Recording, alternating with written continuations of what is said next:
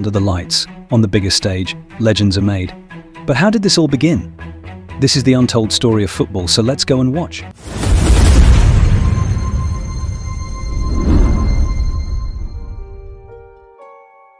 Greetings in a new episode of Brain Fuel. On June 23, 2003, in the semi-final match of the Confederations Cup between Cameroon and Colombia, specifically in the 72nd minute, the Cameroonian player Marc-Vivien Foé literally fell motionless in the middle of the field.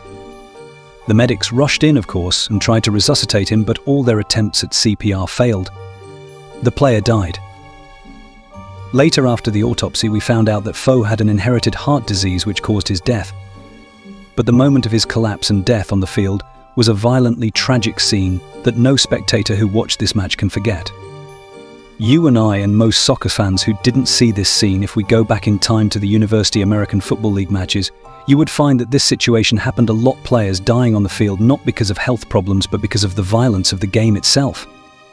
According to the History website, in the 1904 season alone, not just 1 but 18 players died because of American football.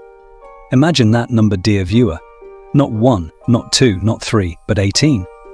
And 159 suffered serious injuries. Dear viewer, serious injuries in this context does not mean injuries like a torn ACL or a sprained ankle, the kinds of injuries that pampered players like Ronaldo get. We are talking here about spinal cord injuries, skull fractures, rib fractures that could puncture the heart of the player and cause death. The American football fields had turned into bloodbaths, to the extent that some newspapers at the time compared them to the famous Roman Colosseum, where slaves fought lions and tigers. The president of Harvard University at the time said that American football was more brutal than boxing and bullfighting. Note the analogy, we are talking here about a group of humans competing. In any case, before the 1905 season, President Theodore Roosevelt made a summons to coaches and representatives from the 3 major universities, Harvard, Yale and Princeton. He brought them to the White House and told them, "Gentlemen, the violence in this sport must be reduced."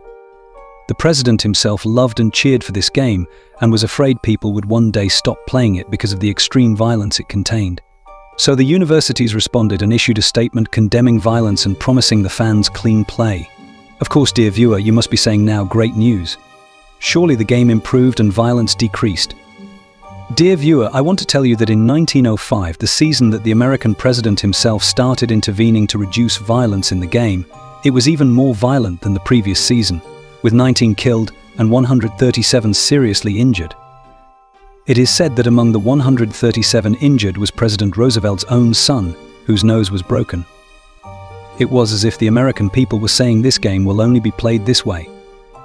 And had it not been for President Roosevelt's love of the game and his continued interventions to reduce the violence in it by changing some rules to save players from death, and without all these efforts, this sport would likely have been abolished, and we would not know a sport called American football today. But thank God the game became calmer and less violent, and players no longer died on the field, or at least they no longer died from direct injuries. But this sport is still deadly, which has placed many Americans who love this game in a real moral dilemma that this game could lead to the death of some players to this day. You might ask me, how? I will tell you how. In February 2018, the writer Joe Drape wrote an article in the New York Times entitled "America's Enduring Dilemma: Why Do We Still Watch Football?" He started the article by saying he is a Catholic, so he went to a Catholic priest and said, "Father, I want to ask you, is it permissible to watch American football? Is it okay for me to watch the Super Bowl?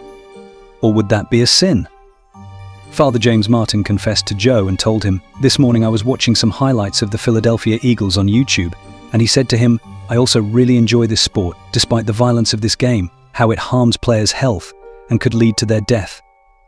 And I am going to go with my family this Sunday to watch the Eagles play in the finals, because of course they are playing in the finals." Naturally, Joe said to the priest, "You also suffer from the same moral dilemma. I came to you hoping you would tell me how to resolve this problem." Indeed, dear viewer, there is a moral dilemma.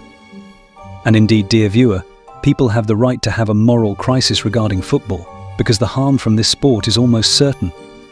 Dear viewer, have you heard of the medical condition called chronic traumatic encephalopathy, which is the near inevitable end for American football players? This was published in the Journal of the American Medical Association, or JAMA, in 2017, in a famous research paper led by Dr. Anne McKee, professor of neurology at Boston University.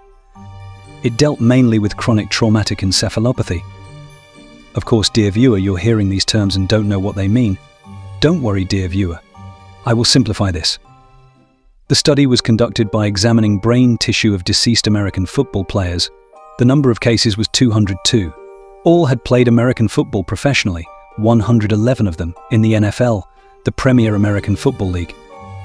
The study found that out of 202 cases, 177 had CTE. Do you know, dear viewer, what percentage that is? 88%. These are unusually high numbers to see in scientific research, and let me tell you an even more unusual number. Out of the 111 who played in the NFL, when their brains were examined in this study, 110 were found to have it. 99%, dear viewer. Could you have imagined this number? This is a scary number. And although the samples were not random and the exams were done at the request of the families, the results are still staggering and revealing. The person who plays this game will most likely get CTE. This condition used to affect boxers and war casualties. This means when you are an American football player and this disorder strikes you, you will start suffering from memory loss, dementia, fits of rage and strange behavior, depression, and it could lead to suicide. The question arises, why do players keep playing? Why do we love this sport so much? Why does the American people love this game despite all these problems? The NFL is the most watched sports league in the world in stadium audience, and its revenue is close to $10 billion per season. Dear viewer, this amount equals the budgets of some countries.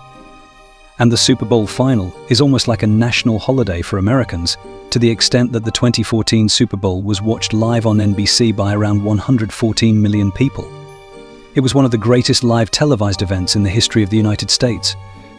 Not Neil Armstrong walking on the moon, not the JFK assassination, not the World Cup, not even brain fuel episodes. And this leads, dear viewer, to the question, why is a sport with all these problems the #1 popular sport of the world's most important country?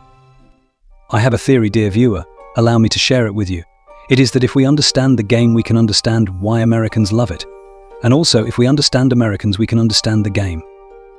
And if we understand Americans and the game, we can answer our question, because society produces its culture, arts and various sports. And these productions come back to reshape society again, in an endless cycle of production and reformation. That's what I think, so please tell me what you think below in the comments. Let me explain the game to you simply. It consists of 11 players against 11 players. Each team tries to get the ball to the end zone, and it has to cross the end line while a player is holding it. The other team, of course, tries to prevent them by any method. The match lasts 1 hour divided into 2 halves with a break between them, but the game lasts much longer because of frequent stoppages due to player injuries, as they try to advance into the opponent's territory while the opposing players try to stop them. One of the best ways to describe this game is inch by inch. Remember that well, dear viewer. So dear viewer, now you have a basic understanding of the game, although of course it is much more complex, but due to the time constraints of the episode we will stop at this explanation for now. After understanding the game, dear viewer, now we need to understand violence. Simply and directly, I will tell you that violence is the key to understanding the American psyche. You might ask me how? Let me answer. Look at our films and movies, things like cowboy shows, Marvel movies like Iron Man. We have all watched and enjoyed seeing the Hulk smash everything and anything around him. Demolition shows like Monster Truck Crushing. And most relevant to our topic today, football matches.